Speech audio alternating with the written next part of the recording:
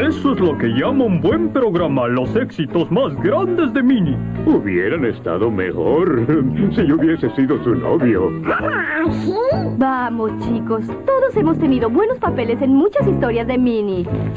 Aunque, claro, Mickey ha estado en la mayoría. ¡Sí!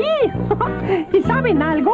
Siempre voy a estarlo, porque Minnie y yo, bueno, estaremos juntos para siempre. ¿Verdad, Minnie?